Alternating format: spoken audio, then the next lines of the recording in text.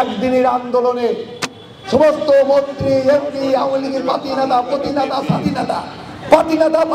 স্বাধীনতা সব নেতাকে একদম পালিয়ে চলে গেল। ঠিক কিনা বলেন তো? আগামী কিছুদিনের মধ্যেই পার্লামেন্ট নির্বাচন হবে। সেই নির্বাচনের মধ্য দিয়ে আপনাদের আকাঙ্ক্ষিত সরকার বিএনপির সরকার ইনশাল্লাহ গঠিত হবে। আমরা কারোর কাছে প্রশ্ন করতে চাই না। আমরা শেখ মুজিবের কন্যা শেখ হাসিনা ওই টেলিভিশনের সাংবাদিক সম্মেলনে বললেন, আমি শেখের বেটি, আমি বলে পলিয়ে দিয়েছি, আমি পালিয়ে যাওয়ার চেষ্টা, আমি শেখের বেটি, আমি পলানোর চেষ্টা। সেদিনকে পলায় তার থেকে 13 দিন আগে এই কথা বললো। ঠিক কিনা বলেন তো? বড় অহংকার করতো আওয়ামী লীগের নেতারা, অহংকার করতো। এই আওয়ামী লীগ অনেক পুরনো দল, শেখ মুজিবের কন্যা দেশ থেকে পালাই না, কত কত কথা বলতো, কত কিছু বলতো। ঠিক কিনা বলেন তো? একদিনের আন্দোলনে সমস্ত মন্ত্রী এমপি আওয়ামী লীগের স্বাধীনতা সব নেতাকে একদম পালিয়ে চলে গেল। ঠিক কিনা বলেন তো? তাদের কাছে প্রশ্ন করবেন আওয়ামী লীগের নেতাদের কাছে, আপনার নেতৃত্ব পালিয়ে গেল, আপনার কোথায় রেখে গেল? আপনার নেত্রী পালিয়ে গেল, তার জীবনের ভয় আছে, আপনার জীবনের ভয় তার কাছে দেখলো না। তার জীবনের মায়াটা দেখলো, আপনাদের জীবনের মায়াটা দেখলো না। উনি বলে কর্মী বান্ধব নেত্রী, উনি কর্মী বান্ধব নেত্রী। এই কত নেতা কর্মীদের ফেলে চলে গেছে, উনার জীবনের ভয় আছে, আর কারো জীবনের ভয় নাই। ছোট্ট একটা বিষয় থাকে, এমন পালানো পালিয়ে গেছে। উনার তথাকথিত উনার সমস্ত টাকার অ্যাকাউন্টে যার মালিক ছিল সালমান এফ রহমান, যাকে বলে দরবেশ, নাকি আপনারা? সালমান এফ দরবেশ বাবা সমস্ত টাকা তার কাছ দিয়ে চলে গেছেন। উনি সাধু সেজেছে, দাড়ি মাড়ি কেটে পলাচ্ছিল, হুমরা বর্ডার থেকে পলিয়ে যাচ্ছিল। ঠিক কিনা বলেন তো?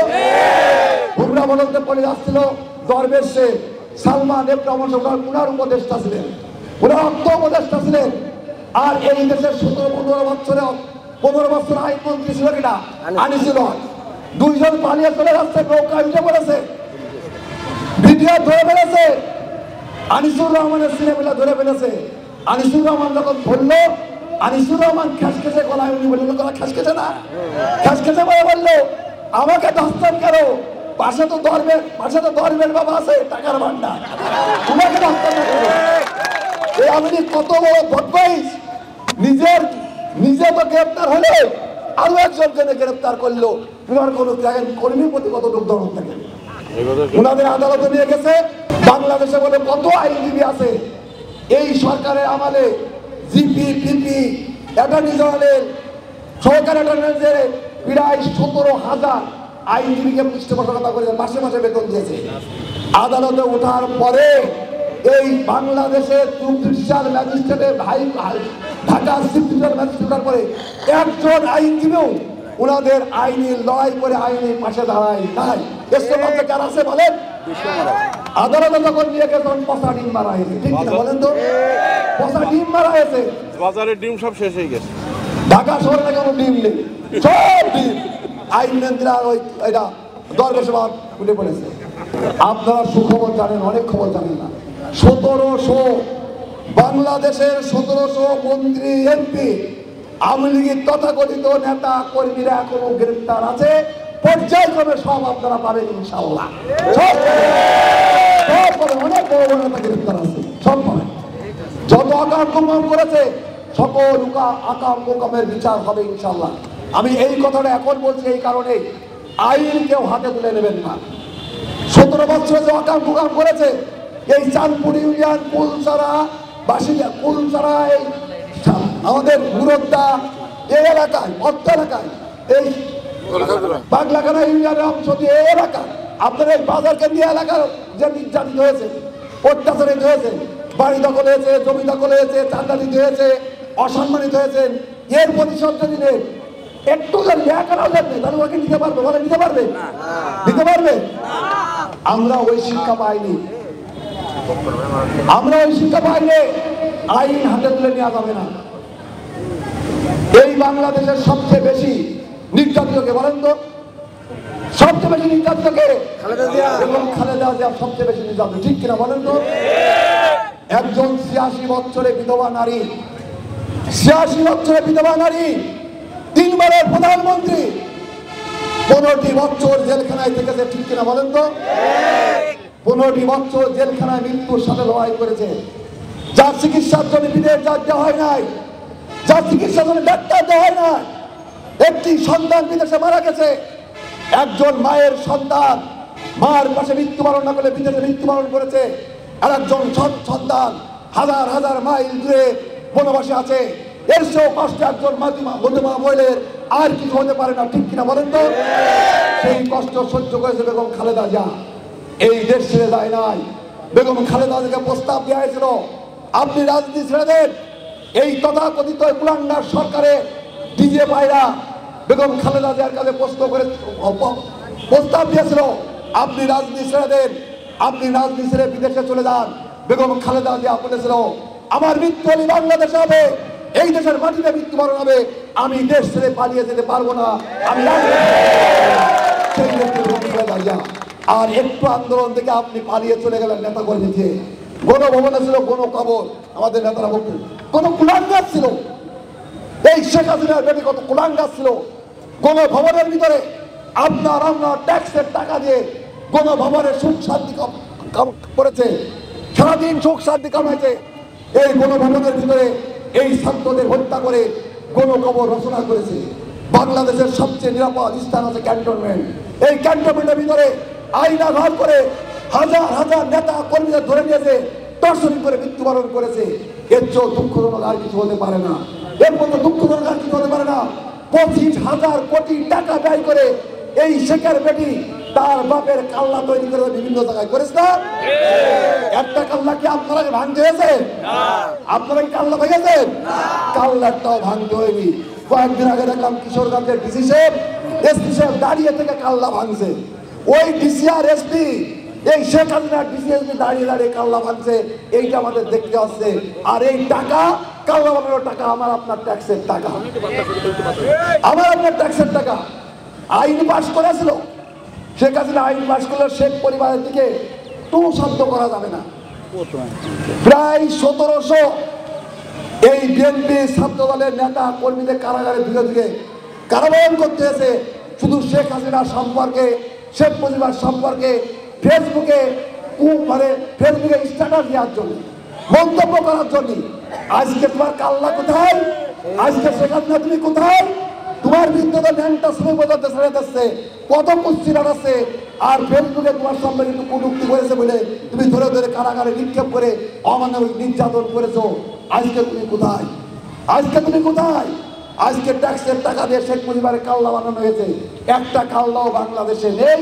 এই কাল্লা বিএনপির কোন নেতা করে ভাঙেনি, তার দেওয়া তার নেওয়া সেই সমস্ত অফিসাররা আর্মিরাই এই সমস্ত কাল্লা ভাঙে, ঠিক কিনা বলেন তো? আমি আপনাদের কিছুক্ষণের মধ্যে আদালতে আমি আপনাদের কিছু অনুরোধ করবো। এই অনুরোধ আমার অনুরোধ না, এই অনুরোধ বিএনপি চেয়ারপারসন বেগম খালেদা জিয়ার অনুরোধ, এই অনুরোধ আমাদের ভারপ্রাপ্ত চেয়ারম্যান তারেক রহমান সাহেবের অনুরোধ। আপনারা জানেন, আপনারা আমার অত্যন্ত প্রিয় মানুষ, এখানে যারা আছেন অত্যন্ত আপনজন প্রিয় মানুষ। গত 4 তারিখে সন্ধ্যার 8 বছর আগে যখন আমার বাড়ি ভেঙে অগ্নিসংযোগ করা হয়, আমাদের দলীয় অফিস অগ্নিসংযোগ করা হয়, লুটপাট করা হয়, তছনছ করা হয়, সারা জেলা শহরে লুটপাট তছনছ করা হয়। অনেক লোক রামদা সন্ধ্যা অনেক বন্ধুরা আসছিলেন, 4 দিনের এমপি একদম খালি পায়ে অস্ত্র শস্ত্র নিয়ে চলে আসলেন। ওই বন্ধুরা বলতে চাই, 17 দিনের এমপি আপনি যখন কাম করে চলে গেলেন, এর দায়ভার কে বহন করবে বলেন তো? কে দায়ভার বহন করবে? আমাদের বাড়ি ভাঙচুর করলো, অফিস ভাঙচুর করলো। আমরা ওই সন্ধ্যার সময় ওই পিন্টু মানিকের নেতৃত্বে প্রায় 2,000 লোক আমার বাসায় আসলো। আমরা তখনই পারতাম কিন্তু তাদের বাড়ি ঘর চালিয়ে পড়ে তছনছ করে দিতে, আমরা অনেক কিছু করতে পারতাম। আমাদের ওই শিক্ষা দেওয়া হয় না। ঠিক রাত 2টার সময় আমার প্রিয় নেতা আগামী দিনের রাষ্ট্র দলের ভারপ্রাপ্ত চেয়ারম্যান তারেক রহমান সাহেব আমাদের ফোন করে জানালো, বলছে আপনার বাসীকে বাড়িতে কত কর্মী সমাবেশ হয়েছে, কি ক্ষতি হয়েছে আমার ভিডিও দেখা। আমি বললাম রাত অন্ধকার, আমার বাড়ি কোনো বিদ্যুৎ নাই, এই মুহূর্তে দেখানো সম্ভব নয়, কাল সকালে বানাবো। পার্টি অফিসকে এসে দেখান। তারপরে উনি আমাকে নির্দেশ দিলেন, বলছে আগামীকাল হয়তো শেখ হাসিনা থাকবে না। উনি জানতেন আগামীকাল শেখ হাসিনা থাকবে না, সরকার পতন হবে, সমস্ত নেতা কর্মীদের শান্তিপূর্ণ সমাবেশ করবেন, কোনো জায়গায় কোনো বিশৃঙ্খলা না হোক। আমরা বিশৃঙ্খলা করতে চাই না। ওনার সেই নির্দেশ আপনাদের 5 তারিখে সর্বপ্রথম উনি একটা বক্তৃতা দিয়েছে, যে বক্তৃতা সারা বাংলাদেশের সমস্ত টেলিভিশন দেওয়া আছে। উনি স্পষ্ট বলেছে বিএনপি কোনো সংঘাত জ্বালাও করা রাজনীতি করে না, ভাঙচুর রাজনীতি করে না, সন্তানের রাজনীতি করে না। যে কাজটা করেছে কুলাঙ্গার আওয়ামী লীগরা, এই কাজটা আমরা করতে চাই না, ঠিক কিনা বলেন তো? এই জন্য আপনাদের অনুরোধ করবো, আমি যেন শুনতে না পারি, এবং এখনো পর্যন্ত আপনার করেননি, আগামীতেও করবেন না। কারোর বাড়ি ঘর, ব্যবসা বাণিজ্য প্রতিষ্ঠান, কারোর কোনো প্রতিষ্ঠান ক্ষতিগ্রস্ত করা যাবে না।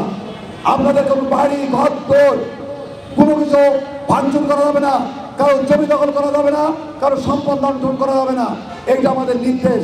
যদি অন্যায় করে আপনার জমি দখল করে রাখে, অন্যায় করে আপনার ব্যবসা প্রতিষ্ঠান দখল করে রাখে, আপনার আবেদন করবেন, অবশ্যই সংবিধানের পরিপ্রেক্ষিতে আমরা তার উপযুক্ত বিচার করে আপনার সম্পদ, আপনার ব্যবসা প্রতিষ্ঠান ফিরিয়ে দেবো ইনশাআল্লাহ।